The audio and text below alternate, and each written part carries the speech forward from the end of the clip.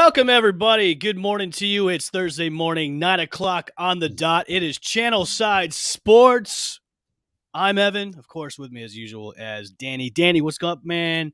Good morning to you. It is another victory day. The Rays won yesterday, 5-4 against the Miami Marlins. Taking the Citrus Series yet again, 2-0. Headed into today against the Yankees. We'll talk about that in a little bit. We've got some major talk. We've got Rays, we've got Lightning, we've got Buccaneers, and also some NFL news to go into as well. But make sure to follow us on all the social media platforms at CHside Sports on Twitter and all the other social media platforms. Welcome in, everybody. I hope everybody is having a great Thursday morning.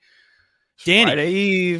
Friday Eve. Yes, Friday Eve for most people because people are taking the long weekend for Memorial Day. I know I am. I'm taking Friday off because my boss was so nice. He said, hey, take Friday off. I'm like, okay. What a guy. I know. Or girl. Either way, what a great boss. Yeah, when you hit your numbers, you can get things like that. So now I have a nice 4-day weekend to look forward to for Memorial Day. So yeah, it's nice. Beautiful. That's absolutely beautiful. And that hopefully the Rays can, do a little something for us and take care of business. But man. Let's get into last night's game. The Rays were up 5-0, and then all of a sudden our bullpen yet again can't hold a lead. I was nervous yet again. Like, why are we doing this each and every night where my cholesterol and my anxiety goes up and up and up? So, Danny, talk to me about yesterday's game, the Rays winning 5-4 against our in-state rival, Miami Marlins.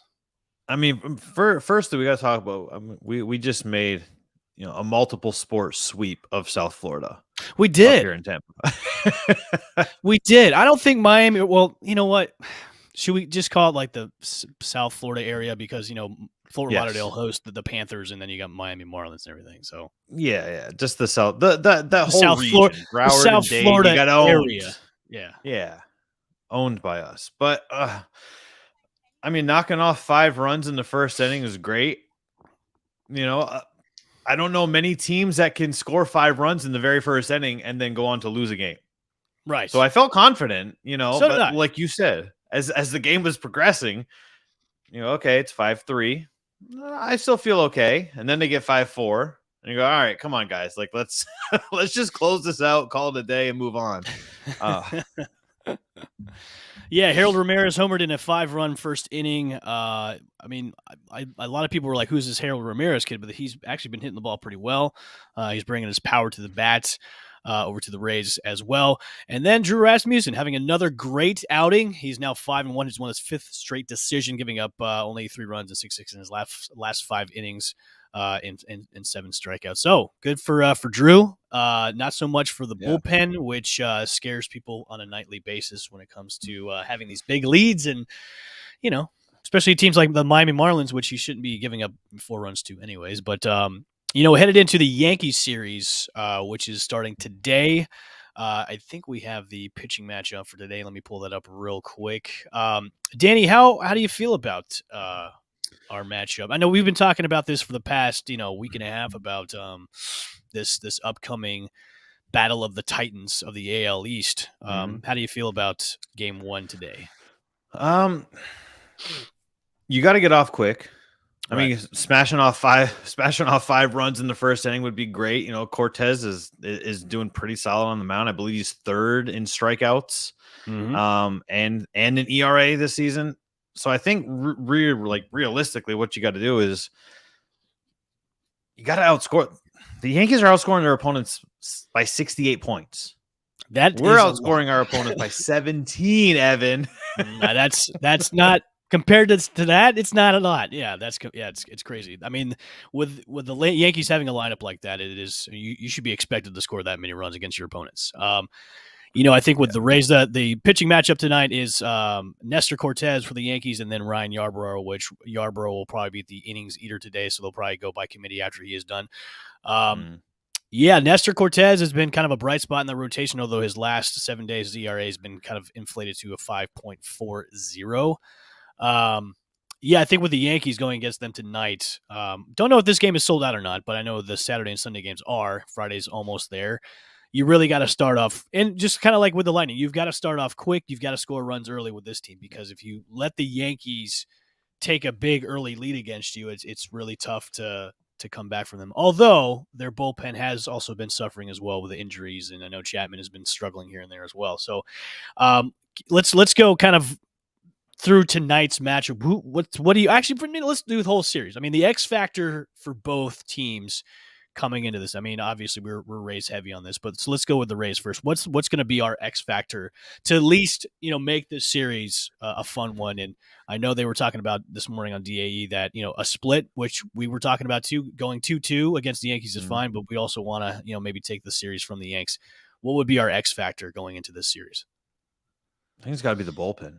Yeah, you got to slow their bats down. I think that's the easier part at this point. Our starting pitchers have been decent. I mean, better than decent, to be fair. You look at Rasmussen, 5-1.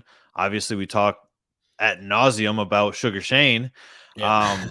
We've got a great pitching rotation. We need the bullpen to step up. If you can slow down the Yankees bats, you can pull off a 3-1 win, right? Like, we let those outscoring numbers kind of like dictate the way that we're projecting an outcome. Well, the Yankees are scoring a hell of a lot of runs. Yeah, but they're also, big bats are going to hit, right? You got to step up in the pitching. Here's an interesting stat about the Rays and the Yankees. Tampa is 15-9 at home and 26-17 overall record. The Rays have gone 17-7 in games where they record 8 or more hits. Not bad. And then with the Yanks are 9-4 with a 9-4 record in games decided by only 1 run. So to go back to your point about scoring a lot of runs, you against the Yankees, you got to score more than 1 because they're going to come after you with everything they got, especially in that line. I mean, it's the Yankees all day with that lineup is just one of the scariest in the league right now. Of course, you can do that when you have tons and tons of money and buy players as much as you want. But the past couple of seasons, the Rays have really been kind of the Yankees' daddy. They've really been kind of like that Achilles heel for the Yankees when it comes to the AL East opponents. Almost even more than the Boston Red Sox. I mean, last year, the Rays won the season series, and obviously we didn't play them in the playoffs, but the year before that, we beat them in the playoffs too. So, I'm really looking forward to this series. I mean, as much as I hate this team and their fan base, they do give us, really good competitive baseball. And that's what I think everybody's hoping and looking for this weekend when it comes to this series. Oh, absolutely. And the split, like we said, the split is important. They've maintained the 4.5 game behind gap. Right. They've been able to maintain that with what I believe is a tougher schedule. So that says a lot about where this Rays team actually is based off of the inconsistencies that they are showing us. Right. If the Yankees are a true powerhouse team, which from everything that we know this season, that is true. That is a fact. After All-Star break, like you pointed out, after All-Star break, they could crumble. They might crumble. But as it remains right now, the Yankees are the powerhouse in baseball. So I'm looking at tonight's tickets to see what they've got left. There are plenty of seats left, everybody. So make sure to go out to the ballpark tonight at the Trop because I'm looking at what's available, and there's a ton available.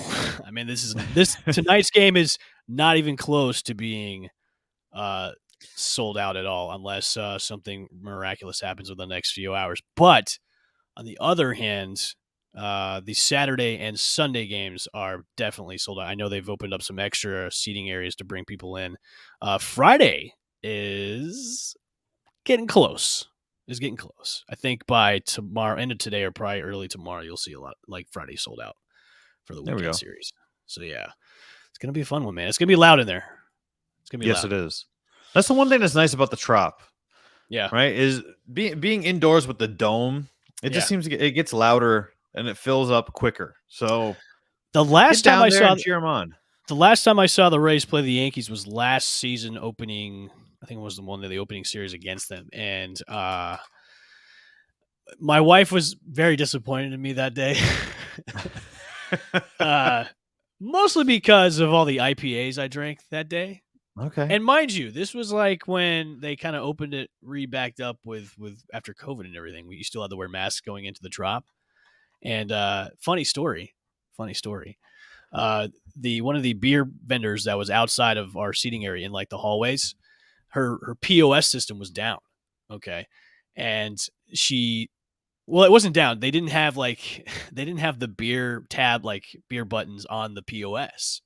So Uh, I had me and my friend had money in hand. We're like, hey, we'll pay by cash. She's like, well, she didn't ring it up. She's like, well, I'll give you the beer and I'll just nice. mark it down how much I sold. I'm like, but you don't want any money? She's like, no. It's too complicated that way. It's too I'm complicated like, for okay. cash. So my friend and I looked at each other. We're like, we're coming back here, right? Like, yeah, okay. So we come back after we finish our beers, did the same thing. Didn't ring them up. Nice. We must have hit that vendor up 10, 15 times for IPAs and just kept going. Hey. And the amount of beer she probably lost in sales probably would have cost her job because she didn't take any form of payment whatsoever. So she's a real MVP is what you're saying. She was. And it got to the point. So when we were leaving the game, I was being very, very loud and boisterous because we won that game against the Yankees. And I hate Yankees fans. They're the most annoying people out there. And I was being loud and boisterous. And my wife was very embarrassed at me. She was very disappointed. She's like, I hate you. You drink too many IPAs and you become an asshole when it comes to this sort of thing. I'm like, but you don't understand. It's the Yankees. Okay. You don't understand. You don't understand. And I want to go this weekend, but I think it might be a bad idea to put me in that sort of atmosphere with the Yankees fans. So, But the only difference is you'll probably have to pay this time. Yeah, that's true. So my intake might go down a little bit. So right. Yeah. But your hatred for Yankees fans will still remain. Still there. Yeah, still there. That ain't going nowhere. Yeah, still there.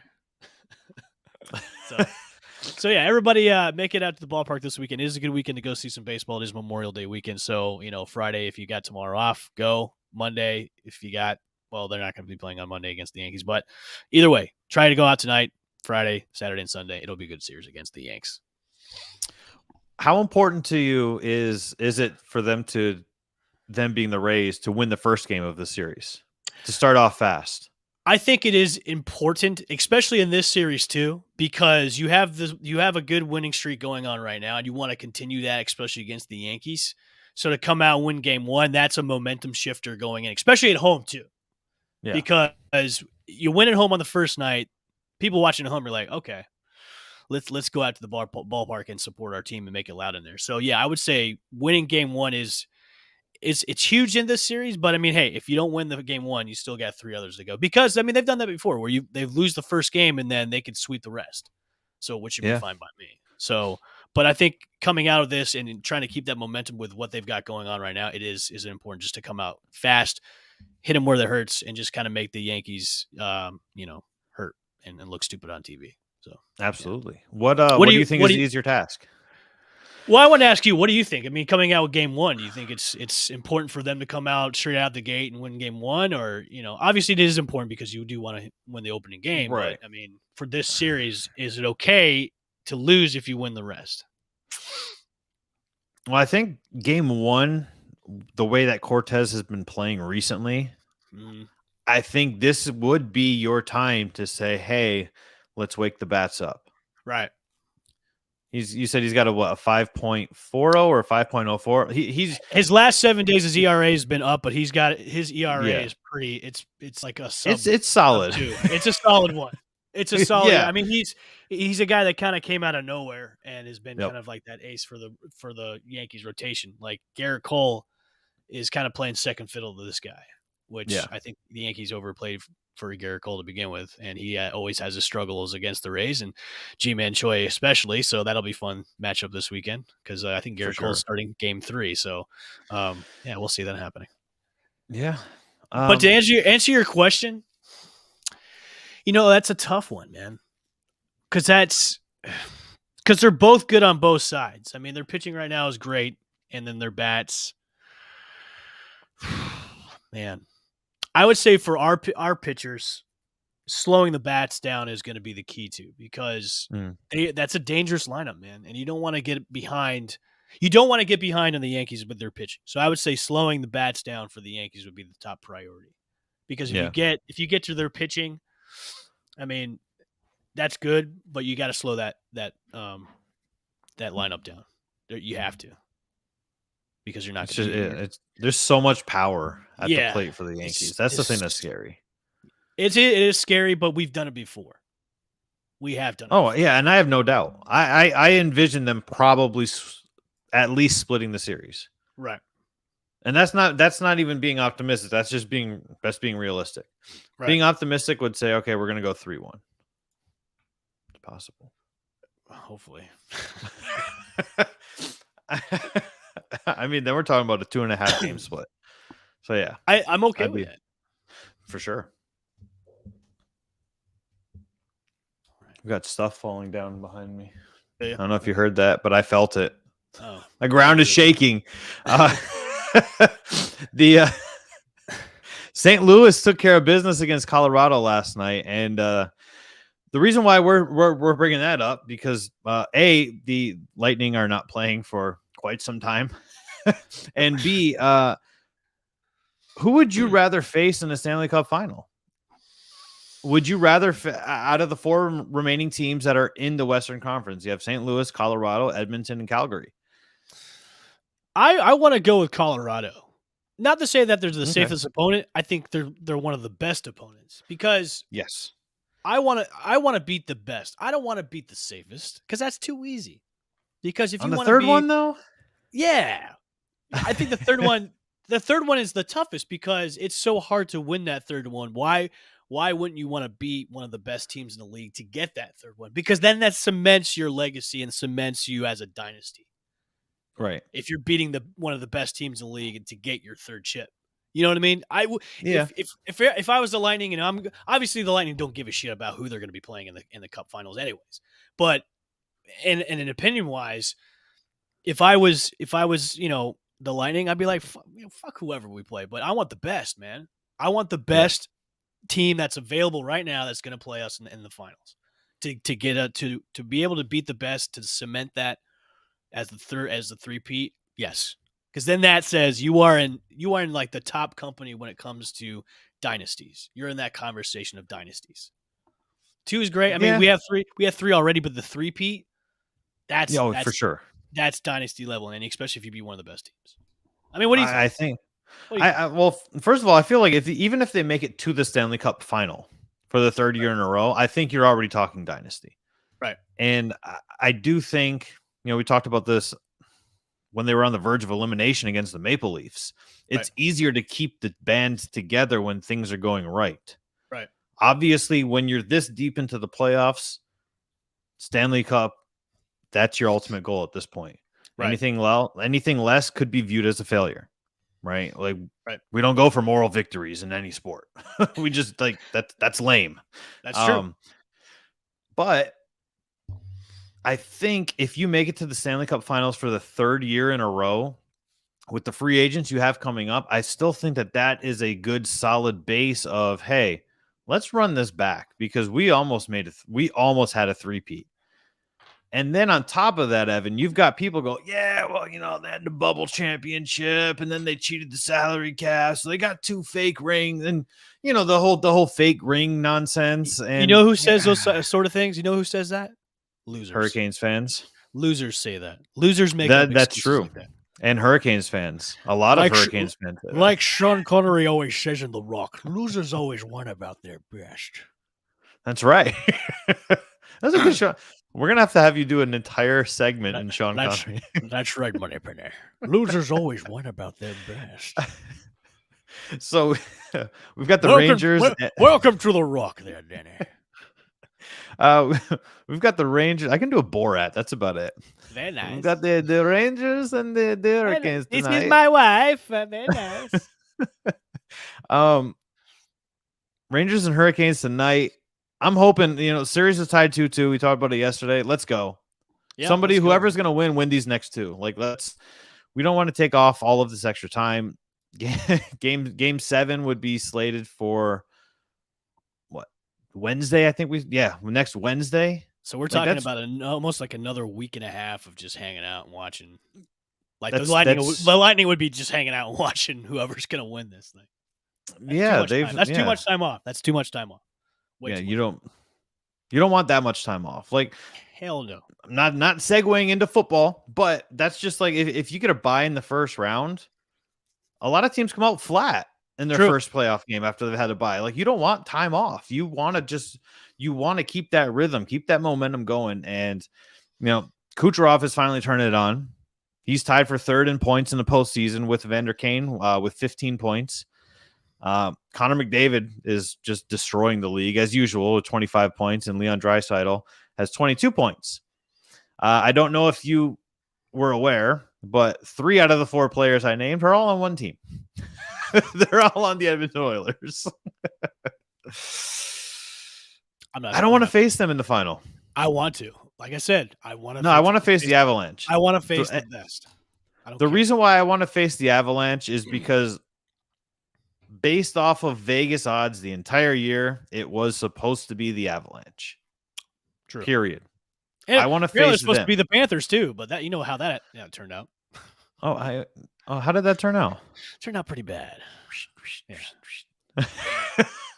Little sweepski. Yeah.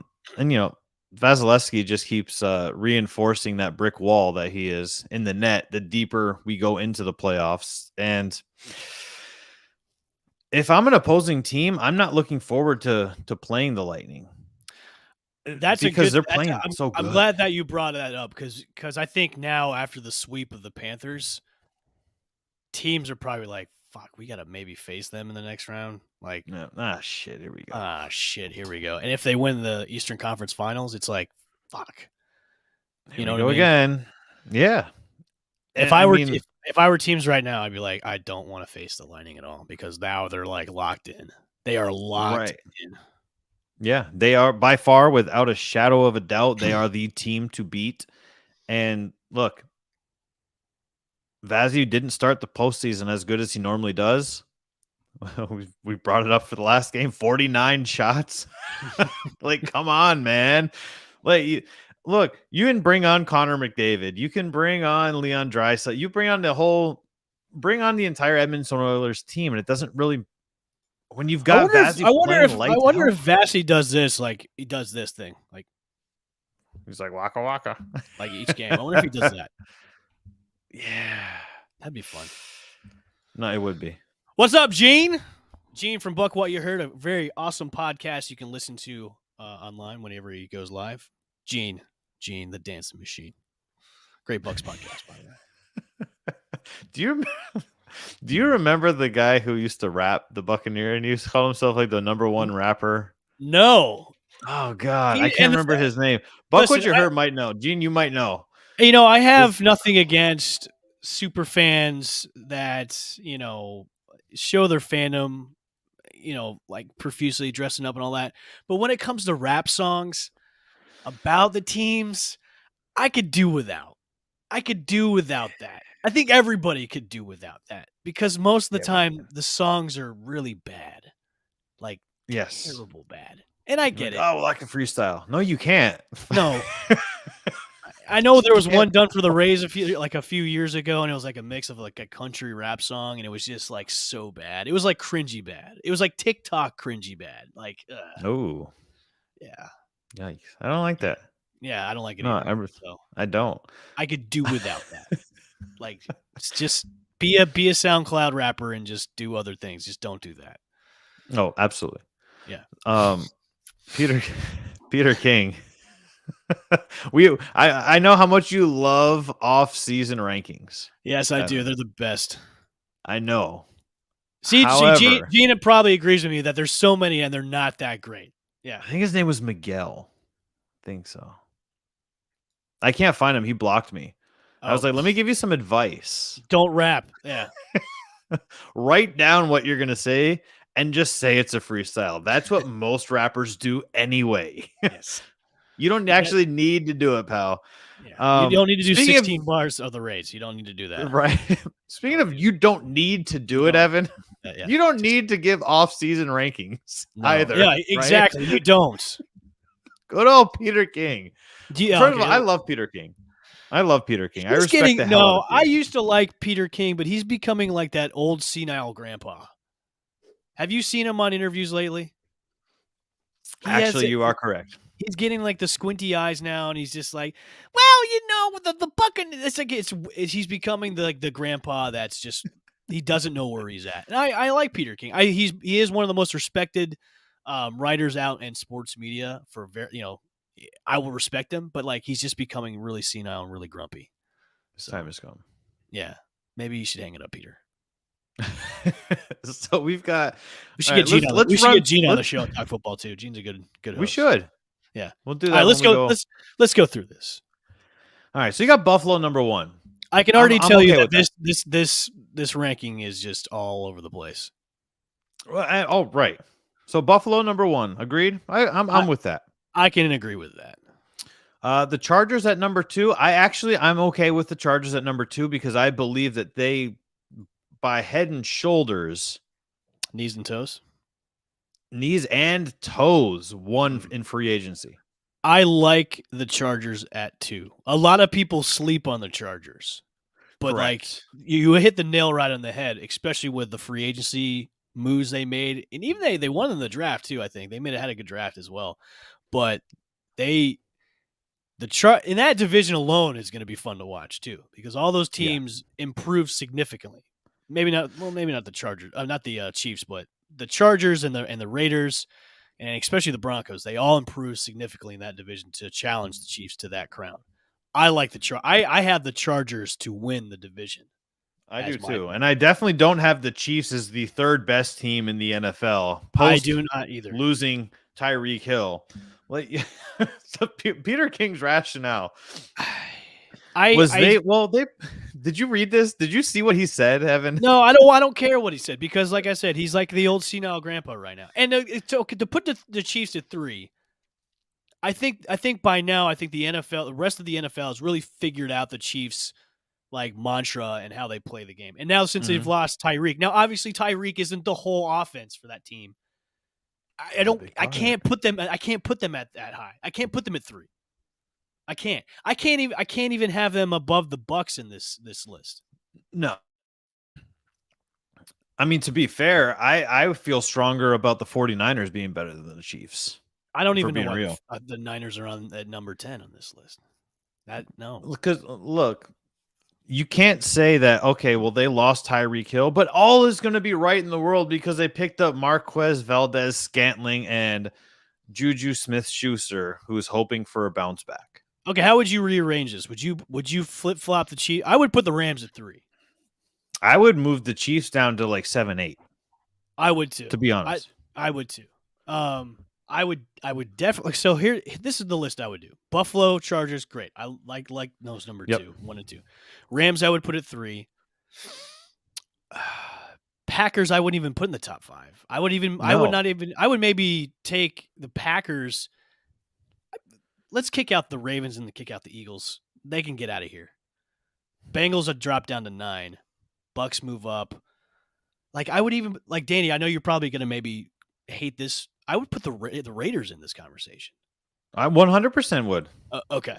Yeah. I'm not against that at all. I think you could even put all the teams in the AFC.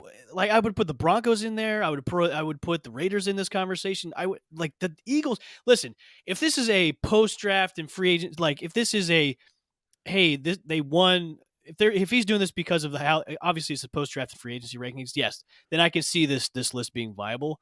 But if this is like a power ranking, then no. Yeah, the Eagles they had a great draft and a good free agency bringing over AJ Brown. But I don't like this list. I'm sorry, Peter King, but I just don't. I think the 2 biggest things for me are actually I guess there's an array of things that don't make sense. How do you have the Broncos at 14?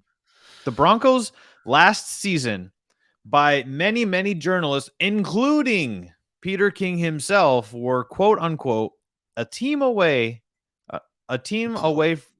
quarterback away from being a team that's a contender. And that's all they need. They have a really solid. They have a good defense. The Heat now. I mean, Russell Wilson's got plenty of weapons on that team now, like plenty. They brought back Melvin Gordon. He's going to split time with Javonte Williams again. That's a great 1-2 punch. You got Jerry Jeudy. You got KJ Hamler. Like, you've got wide receivers galore. Well, obviously, Jeudy got arrested. We don't know what's happening with that.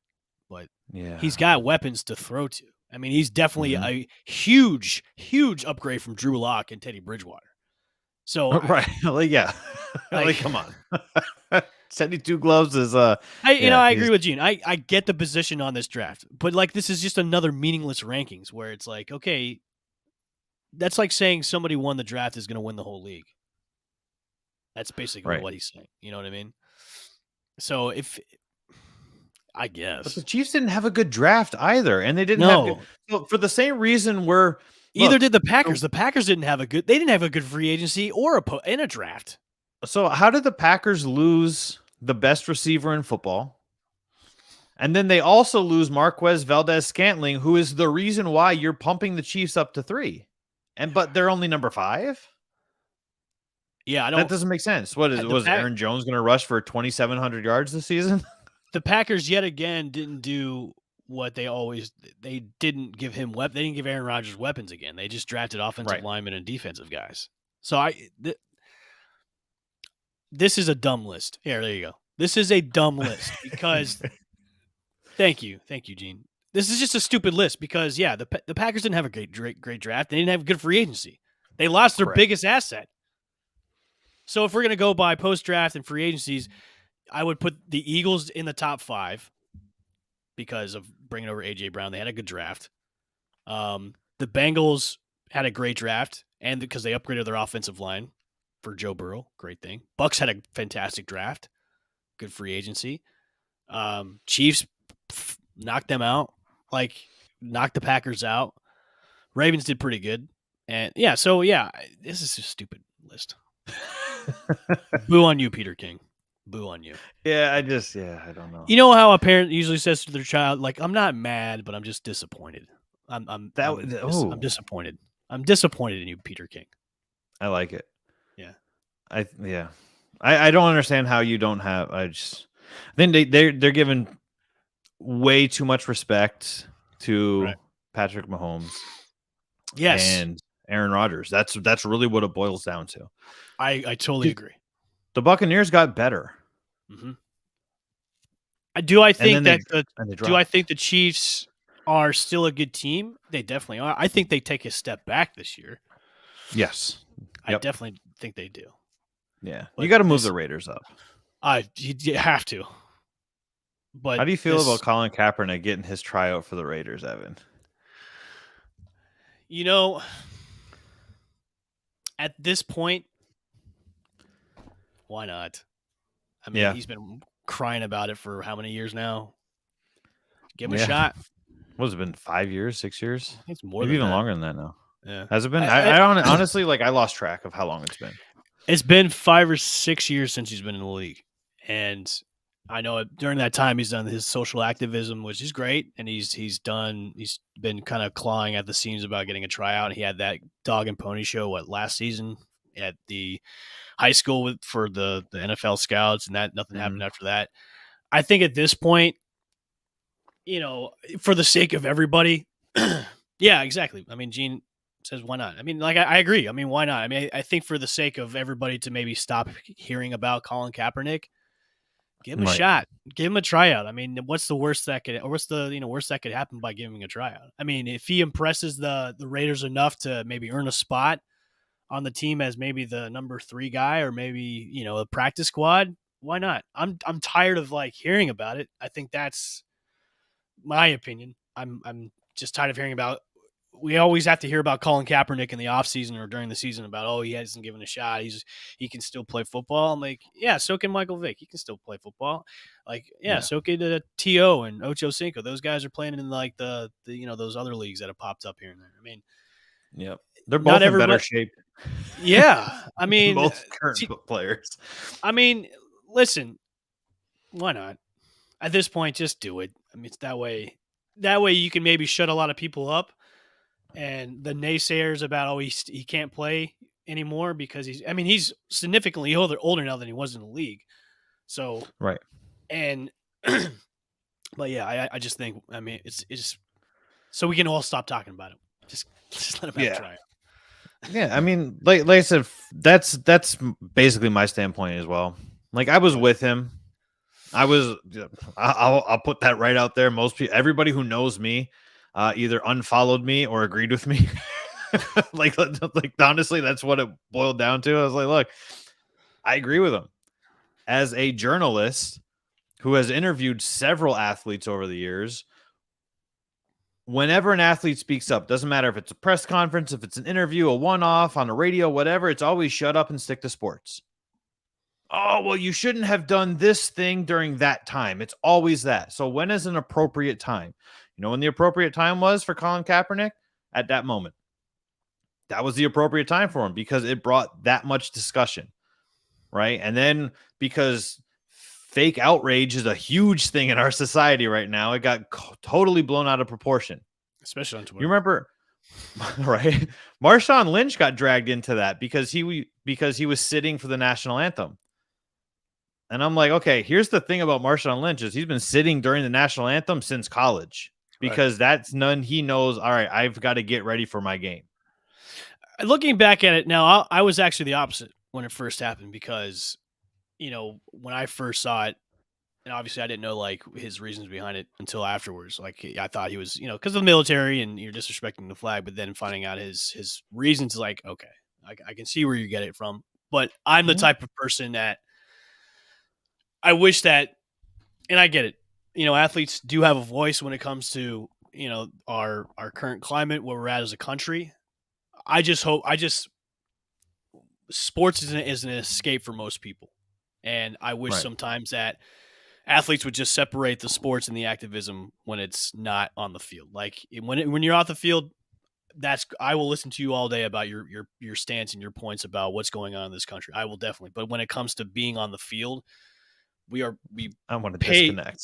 Yeah, exactly. I want to disconnect. I want to watch a game. I don't want to worry about some guy kneeling or sitting down during the national anthem to make it even a bigger thing where the focus should be on the field, where it's an entertainment. Like the NFL is an entertainment business. And when you blur that line of entertainment and political and activism, it kind of sours a lot of people because a lot of people pay good money to go see their favorite athletes and their favorite teams play, and they don't want those things to merge into one another. And I think that's why a lot of people had a lot of problems with that, is because look, we see this stuff on a daily basis when it comes to the news and on social media.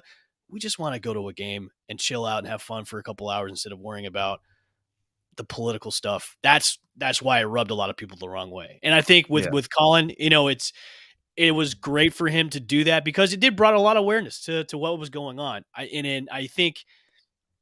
don't think he knew at the time the ramifications of what was going to happen to him as a player, where he essentially got blackballed by the NFL because of what he did. And, when it kept going, it almost got to the point with the media where it was just like annoying. Like we have to hear about this on a day-to-day basis about what his stance was. It's like, but by now, because of so much time has gone by since that happened. And it's crazy, like how much time has gone by since that happened. It's like, that we can't even remember exactly when it happened. Yeah. We can't remember when it happened. It's just like, you know what? Just give the guy a shot. I mean, it's time. You can't. He didn't do anything wrong. He didn't murder anybody. He hadn't slapped anybody around. He didn't assault anybody. Like he didn't do anything to any kids. He took a knee. He took a knee. So just give him a shot. So we can all just stop hearing about it. Yep. Like I said, I was with him at first, and then like the Netflix documentary comes out, and he's like, "Oh, the NFL is like slavery," and I'm like, "All right, you can't sit here and go, okay, well, you can't say that, man, because this place is terrible, but please hire me." Right. And you can't say that because I've never heard anything about slave owners paying their slaves millions and millions of dollars. So you can't say that either, man. Right. Like, I don't know. Yeah. Yeah. But you know what? If he's good, and here's the thing, honestly, if he's good enough, sign him. That's what all it boils down to. If what we remember of Colin Kaepernick, look, I know he lost his job to Blaine Gabbert. I get it, but he was also injured that season when he lost his job to Blaine Gabbert. Like, listen, he was a pretty great. He was a pretty good quarterback with the Niners when he came in and was the starter in front of Alex Smith. Like he led the team to the Super Bowl. Yeah. So he's got the tools to be a quarterback. I just think he needs to realize that, look, if you're going to get a contract, it is going to be the bare minimum. It will be the league minimum to get a shot for this team, and you're probably going to be third string, maybe practice squad. So I think he needs to have that expectation is, look, we're not going to like give you that contract that you think you deserve. We're not.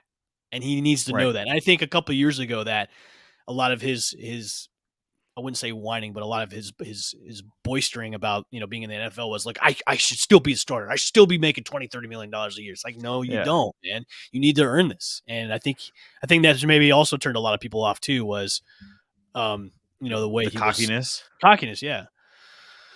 Well, so it's like, yeah, maybe the quitter guy. Yeah, you're right. You're 100% right. But the here's the thing though, is the way our society works right now. Yeah. You can assault women, but you can't disrespect a song. I agree. Gene, I agree with you too. I'm glad he's getting a shot too. And with the AB thing, AB will never play on an NFL team again after what happened. And I think everybody knows that. He needs to go with his music career, which isn't all that great either. So no, it's not. Do you think that the Raiders are bringing in Colin Kaepernick because they actually want to try him out, or do you think they're doing damage control because they're still tied to this Jon Gruden lawsuit of the NFL? Great question. I think they want to give him a shot because I think they may see talent left in him. I think with the coaching changes they've done and everything to really push them away from the whole Gruden situation, I don't think it's because of that at all. I think they cleaned house, man. They cleaned house when it came to the coaching changes. They've got a new regime in there with Josh McDaniels and all his guys, and they've really kind of separated themselves from the Gruden thing that happened. And the Davis family also too is they've really kind of pushed themselves away from Gruden. So I think with them trying out Kaepernick, I think they're giving him a shot because I think they want to, and they think he still has some talent. So. And I hope he does, and I hope that the Raiders are actually going to give him a legitimate shot. Yeah. Because yesterday, I'm not sure if you saw that, but the NFL filed a motion to dismiss the lawsuit that Jon Gruden had against him, and judge said, nah. Pump the brakes. And the lawsuit continues. And look, he's got a legitimate lawsuit. Yes. Like what he said, totally fucked up. Yeah, the email stuff is totally fucked up. But I think he's got a legitimate lawsuit, and that's and the NFL knows it. That's why they want to try and dismiss it because he does have a legitimate lawsuit. Yeah, it's like you can't tell me you went through 100,000 emails, Evan, and a guy that wasn't tied to either of the team that was being investigated was the scapegoat for it. Like, come on. And the funny thing is, Danny, this thing will probably last the amount of time he had that contract with the Raiders. It'll probably last 10 years because this will go to mediation. They'll try and do they'll probably try and go to court with it, or they'll try to settle this. They might as well just pay him that full 10-year contract because that's how long it's going to last for this thing to get settled, out of court or whatever. Yeah, nah, like I said, for me, I honestly, and you think about that, you think about the Brian Flores lawsuit. I can't think of another time where the NFL has had so many lawsuits. Yeah, from because Brian Flores is still technically an active coach. He got hired, didn't he? Yeah, he get hired? Yeah, he's an NFL employee. He's still technically an active employee. Yeah, so you're suing the company that is technically you're employed by the team. But, right. So, but yeah, still, he's with the Steelers now. Which, it's a great move. That's stupid for nobody else to sign a guy who was overqualified to be a head coach. Let's be real here. I really thought he would have gotten the Houston job because I think that would have been a good fit for him being the head coach. But Lovie Smith's beard is too good not to be nationally televised regularly. That's such an epic beard, dude. I'm glad your beard's coming back, by the way. I know. Well, I had to get everything evened out, and I'm glad it's starting to fill back in. I want to get to Lovie Smith level beard. Would really you gonna would try. you dye it, or would you go straight gray like he did? Well, the thing is, like, my beard right now has a mix of like black and brown and like red hairs and gray. So I don't know why I have red hairs on my beard too, because well, that's my grandmother had red hair, so I think that's why. But I have like gray and black and red, so it's a mix of all the colors, almost of the rainbow. So I'm just gonna keep it like it is and grow it out because I used to have it long like this, and then I made the mistake of trying to trim it up myself, and I was just like, "Oh, screw it, I've got to start." it happens. But yeah, It I think happens. I'm gonna let it grow out. I want to get to Lovie Smith's level. So especially for I'm cool football with season, that. yeah, and then So for baseball. so when the Buccaneers removed Jon Gruden from the Ring of Honor, Mm. and then they announced, a few weeks later after Bruce Arians retired or stepped down. I don't know if he fully retired, but I know he stepped down obviously, and now Todd Bowles is the head coach. And Jason Light said Bruce Arians is definitely getting inducted into the Ring of Honor. Do you think that they sped that up just to fill that void of removing Jon Gruden's name? No, because I think with removing Gruden at that point, you really have to, as a organization, you want to separate. You want to have so much feet far away from a name like that as much as Right. possible. That way, you're not getting roasted in the media. So I don't think it had nothing. I don't think the Arians stepping down had anything to do. I don't think that had anything to do with it at all. Because at that time, No, I no. mean, go ahead. I'm saying the sped up process of inducting Arians to the Ring of Oh, Honor. Do you think no, that I feel like that was their no, because I let's move mean, on. he got the Super Bowl for the Bucks. I mean, why not put him in there that quick? I mean, why wait? Because I think because there's you no know right or why? wrong. You know why, Danny? Because I think they knew like Arians was probably going to be gone pretty soon, anyways. That's It's probably why because they Tom stepped. Brady hates Bruce Arians. Yes, he hates his guts. Jesus Christ. Hates his So guts. and name, imaging, and likeness agreements are a huge topic. Now that Jordan Addison's transfer from Pitt to USC has become official, he's getting $3.5 million That's ridiculous. on this deal. For those who need context to this, if you were pick 12, which was Jamison Williams for the Lions, or after him, he's now making more money than you in your first season. Yes. Which if I was an NFL player, I would be pissed. Well, and that's kind of where this goes. Nick Saban said that it's good because he feels like it will entice kids to stay in college longer, possibly graduate with a degree. Something I can actually plan. agree upon. What Nick Saban has actually said, I can agree with Nick Saban on that. Right. So, I'm all for that. I am all for it too, and I look at it this way too. So it helps with them finishing school. It also helps post college football because not a lot of these guys who pretty much sacrifice their bodies for 3 or 4 years for their college career to play football to hopefully make it into the bigs. Where most of them don't get drafted, and most of them don't get picked up by a team after the draft has happened.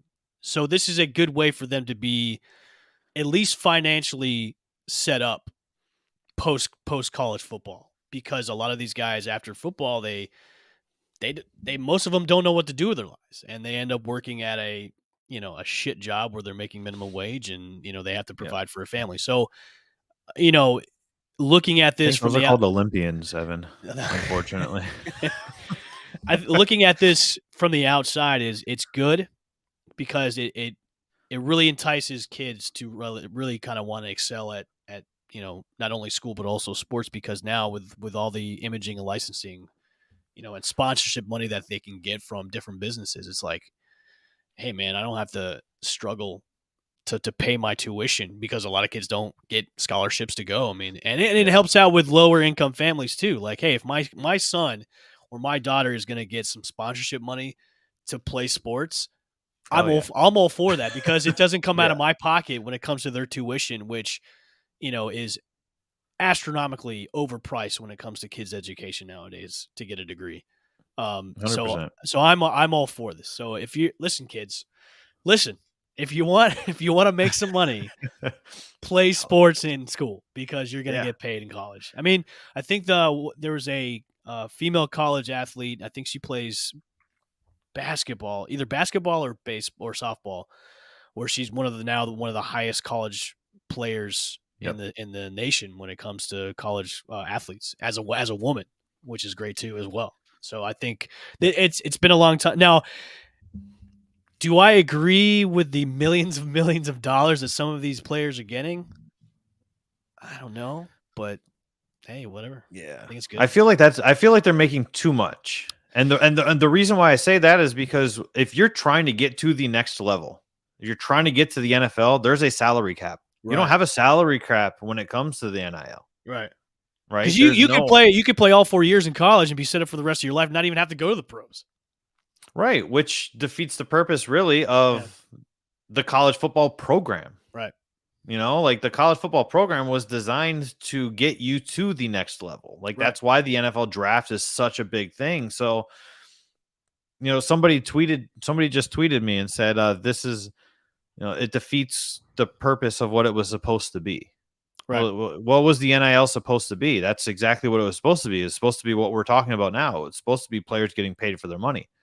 Like, I don't know if people had their expectations on like, oh yeah, give them a couple grand a month. Like, I don't know like where those expectations were, but yeah, I think it needs to be reeled in a little bit because expectations are going to be through the roof.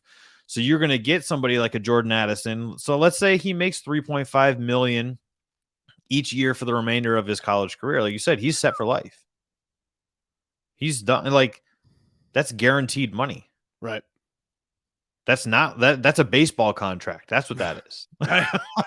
Like, you're not getting $3.5 million over the course of 4 years. Yeah, you're not getting the league minimum. You're getting this like pretty good sized contract. And Danny, think about when you know, especially when NCAA football, the game, when EA comes out with the game again. Oh yeah. The amount of money like those college athletes are gonna get for their likeness and being used in the game. Yep. It's a game changer. No pun intended, but hey, we do here all week. We do jokes around here on Channelside Sports. We do jokes around here. As we wind down, we always do jokes. That's like that's the typical like that's the way we end. I got my rim chops going and everything. Oh yeah, we're going. We are cranking. I know this is a topic that people in Bucs Nation really hate. Look, should we get Gene on for the last couple minutes to discuss this? I think Gene needs to be here for this. Bring it in, Gene. Can we bring in Gene? Gene, if you're still out there, we'd love to bring you in. I want your opinion about this before we get into the deep discussion about Kyler Murray. Kyler Murray is a top 7 quarterback in the NFL at worst. Agreed. He's going to be expensive. Quite. But he's also young enough to where if you bring him in, you've got 4 or 5 plus years out of him. I don't care about his size. I don't care that he's short. Drew Brees was short. You know who's high up on most passing records? Drew Brees. Russell Wilson is considered short. He's 5'11". Russell Wilson is short. Right. He's my size. Okay. You know, they talked about Joe Burrow's got tiny hands. Joe Burrow was just in the freaking Super Bowl and was the only quarterback sacked more than 30 times that finished with a quarterback rating above 100. And came back from an ACL injury. Right. So size is not we're going off the deep here. Size does not matter. We're going off the deep end size does not matter in this situation. Or any situation. Is Kyler Murray better than Blaine Gabbert? Yes. Is Kyler Murray better than Kyle Trask? Hell yes. Is Kyler Murray better than Baker Mayfield? Yes. Jimmy G? Yes. Any of the potential quarterbacks coming out of college next year that the Buccaneers will have to trade up and give away a lot of stock and players to get in the draft? Yes. Oh, okay. So I'm all aboard the Kyler Murray bandwagon. Well, remember, there was rumors about this pre-draft because he was so unhappy with his current contract situation. Yeah, well, and I think he added fuel to the fire because he removed all of his pictures except the one from the Pro Bowl with Mike Evans. Right. Which made Twitter, especially Bucks Twitter, go out of this world of flame when that happened because they were like, "Oh my God, he's possibly yes." I put out the Fox Bet odds on that, Evan. And it got shared 47,000 times on Facebook. Wow. Most with laughing emojis because people don't understand good football. They go, Kyler Murray's short. Let's jump on him. My question is, after next year, are we going to be able to afford him though? I know we've got the best accountants and accountants in like the league because of the way they move money around. But are we going to be able to legitimately make if this comes up? Like, hey, if he's unhappy in his situation in Arizona, could we possibly make an offer? Or if he's unhappy where he demands a trade, what are we going to be giving up though? That's the thing. Right. Are we prepared to do that? I don't think it's gonna. It's a nice rumor to think about, and a nice rumor to ponder on and think about. I just don't think it'll ever happen. I just don't. Yeah, it's wishful thinking. Realistically, it is very wishful thinking because it's just you would get a semi-elite quarterback who's still young enough. He's young enough in this league, and he has huge gaudy numbers each year. It's just going to cost you a lot. And I know the Bucks are not going to like pull the trigger on costing a lot to get that. You know what? That's because they could just settle for something maybe a little bit less, like either in the draft or maybe in free agency where they can get a veteran for less money or less trade capital. You know what I mean? Yeah. Do the old Brad Johnson effect, really. Yeah. I mean, all you need is a game manager to win you and a good defense to win your Super Bowl. Or Tom Brady. I guess it just depends on how aggressive they want to be. Right. And maybe they do something with Tom Brady to restructure his contract, or maybe they give a backloaded deal to Kyler Murray and say, you know what, we'll kick the can down the road. We're going to give you X amount this year, and it'll progressively get higher. Something along those lines. The way it stands now is Kyler Murray's probably not going to be an Arizona Cardinal after this season anyway, because they promised that would be of the most importance for the offseason. And here we are getting ready to head into June, and there's still been no contract talks for him. Which is crazy to think about, Danny, is because remember when Cliff Kingsbury took over the head coaching job, they still had Josh Rosen. And one of the biggest things that Kingsbury wanted was, I want Kyler Murray. I want Kyler Murray to be my quarterback, which they ended up drafting him in the draft the next year. And now it just seems like it is soured. Like the honeymoon is over with that team when it comes to those two. And Kingsbury might be out of the job too. He might leave and go back to college after this season too. Yeah. So this relationship might be done and over after the season too. Yeah. Well, realistically, the Cardinals looked fantastic on offense the first half of the season. But namely in one game, Evan. If you go back and look at the tape, their best offensive game was against the Cleveland Browns. I mean, you know what? But do you know what was happening during that? Cliff Kingsbury was not coaching the team. He was not calling the plays. He was out with COVID. That's right. He was out with COVID that game. That's right. Yeah. And the offense looked great. And they were playing the Browns too. So, well, the Browns defense is not that bad, but correct. But the point being is, is it really Kyler Murray or is it kind of Cliff Kingsbury like holding on, holding a little too close to the vest here? It's a debatable topic. I think it just kind of falls on as a whole. I mean, you can definitely blame Kingsbury a lot because of the way Arizona they start off hot, and then in the second half of the season, it's a huge tumble. They remind me of kind of like the Chargers before the Chargers got young again with Herbert and everything. Like the Chargers used to do this. They used to be so hot at the beginning of the season, and they would just fall flat second half. Yep. So they would go into nap time mode. Phillip Rivers screaming at his teammates on the sideline. Golly geez, darn it! Can't say cuss words. I got 37 children out here. Like, you can do this. Gosh darn it! Golly gibberkers. What's funny is I can't picture how he sounds right now, but I'm gonna roll with that one because that sounds so damn accurate. I love it. Jiminy crickets. Oh boy. I think I on that believe note, that that should do it for us. that's it. That's it. We're ending with the jokes as promised. Well, thanks for everybody for Amazing. tuning in for another live edition of Channelside Sports here on a lovely Thursday morning. Of course, we will be back tomorrow from 9 a.m. to 10 a.m. Eastern Standard Time. Kristen will be here with us. Yes. Make sure to follow us on all the social media platforms at CH Side Sports on Twitter and then at Channelside Sports on all the other social media platforms like Facebook and Instagram. Everywhere. And make sure to subscribe to our YouTube channel as well. We like YouTube. We like Yeah, smash the thumbs up button for we like us. that. So for myself and for Danny, we will see you tomorrow morning at 9 a.m. Peace.